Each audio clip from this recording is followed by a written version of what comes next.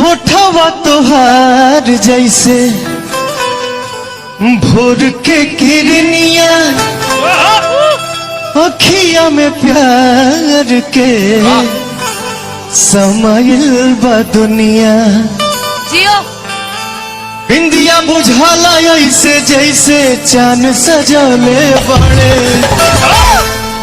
भगवान, बड़ी फुर्सत से तुहरा के बनौले बाड़े।